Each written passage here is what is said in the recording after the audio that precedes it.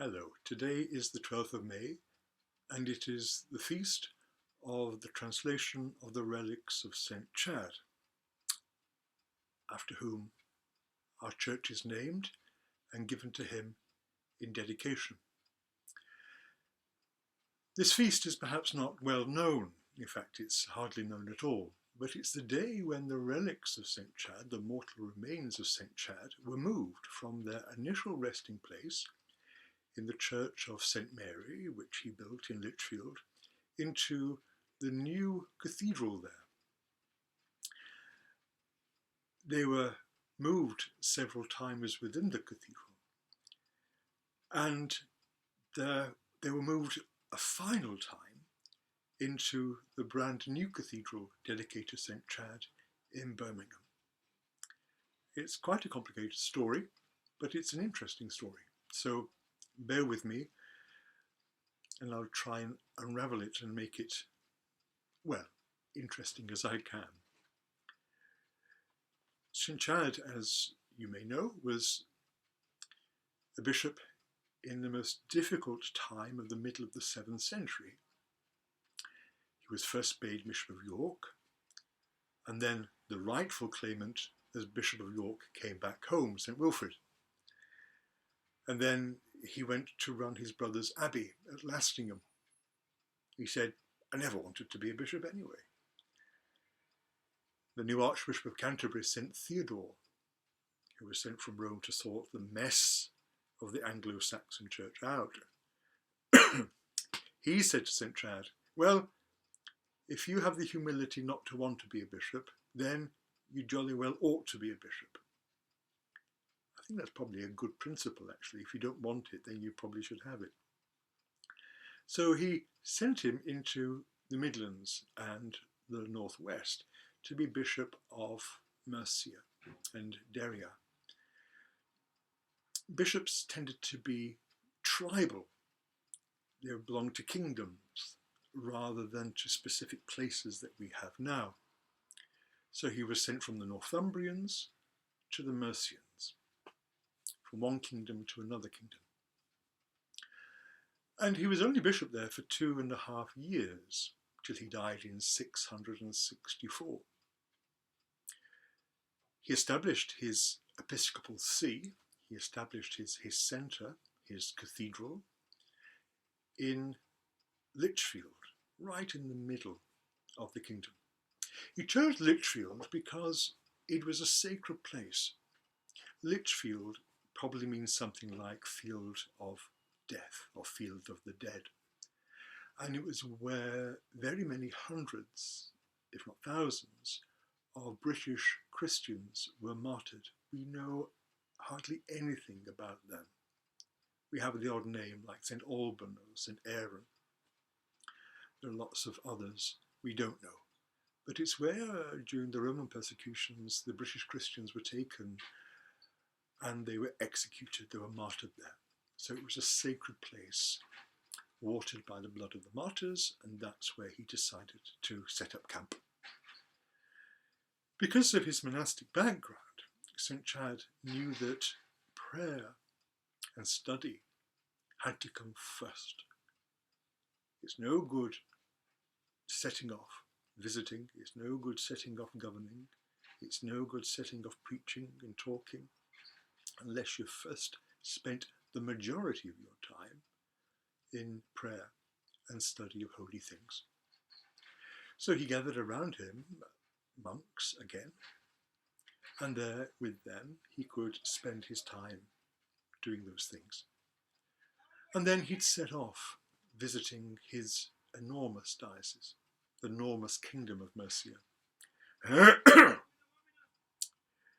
He wanted to go by foot, but the Archbishop of Canterbury said, don't be so ridiculous. It's massive, you'll never get round everywhere. Get on this horse. And St. Chad said, well, I'm a humble monk, I can't ride a horse. He said, shut up and get on it. And he lifted him onto the horse and set him about his work. One saint saying no, one saint saying yes, but the Archbishop quite rightly won. He came up to Manchester, he went all around. this huge area. When he came to die, one of his friends in Ireland saw his brother said come to him. So the light come down into England, and he understood it was said coming to take his brother Chad to heaven. The week before, people heard beautiful music and light and angelic singing, I suppose, coming from the little cell in which St. Chad lived. The monk then said to St. Chad, "What's all that I heard last night?" He said, "Well," "don't tell anybody, but it's the angels who've come to tell me. And my brother said, they've come to tell me that they're going to take me home to heaven in a week." And bang on the money, he died a week later. Those holy relics were enshrined in the little church of St. Mary, which he'd built there. But with time, and with a new cathedral under the Normans, the relics were moved. A great translation, it's called, was brought together to bring the relics of St. Chad from one little church into the cathedral. Bishops carried the mortal remains, people cured just by touching the casket in which the relics were. And they were placed in the cathedral of Lichfield, and there they remained. They moved around a little bit within it, but there they remained until those horrible years of the Protestant Revolution. Henry VIII decreed that the saint shrines should be demolished, the bones scattered, and all the jewels and gold taken to him. The bishop at the time, Bishop Lee, pleaded with him. He said, "Majesty, please spare St. Chad. He was a good and holy man." Bishop Lee had married Henry VIII and Anne Boleyn, so he was an insider at court. The king said, "Yes, I'll spare St. Chad then." A year later, St. Chad was gone. But not all of him. One of the clergy at the cathedral, Prebendary Dudley, got some of the relics, perhaps a travelling set that went round the diocese, but he got hold of some of the relics, some of the bones, and he scarpered with them. He took them to safety. He took them further into the Midlands, into a place near Wolverhampton, and gave them to his two nieces there to keep them safe during these difficult times. Those nieces of his handed them on as they were dying to two male relatives, the Hodgetts, Henry and William, and they split the bones then. Although when William came to die, he gave all the bones to Henry, and Henry Hodgetts kept them. He kept them on the top of his bed, a four-poster bed. He kept them on the top. Now, when Henry was coming to die, the priest came, a Jesuit priest called Father Turner. This is in 1651. And as someone's dying, the priest is saying the litany of the saints, or asking all the saints to pray for them. And Mr. Hodgetts was there saying, "St. Chad, pray for me. St. Chad, pray for me. St. Chad, pray for me." And Father Turner said, "Why are you calling on St. Chad so much?" He said, "Because it's on the top of my bed." The bones were brought down, and they were taken by the Jesuit. First of all, they went to St. Omer's in France, where there was a group of English Catholics living. Then they came back over to England, to Swinnerton, in the Midlands, not far from Lichfield.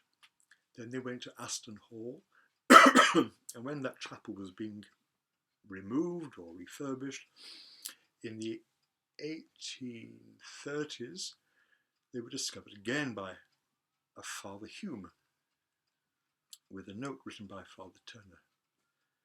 Father Hume took these to the bishop, Bishop Walsh, who was residing at Oscott, with his coadjutor, Bishop Wiseman, who investigated it. And they were truly the bones of St. Chad. And now they were taken to his new cathedral in Birmingham, St. Chad's Cathedral. And there they rest above the high altar today. St. Chad, a gentle and humble man, first of all a man of prayer. And to be near his mortal remains give us a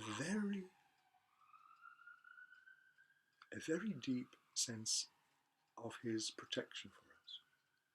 It's around these holy things that the veil between this world and the next becomes very thin indeed, and sometimes it parts. So, pray to St. Chad, pray for all those in his huge diocese, pray for us here at his church in Manchester and the cathedral in Birmingham. God bless, and may St. Chad guide you, and God's holy angels protect you this day and all those whom you love both in this world and the next.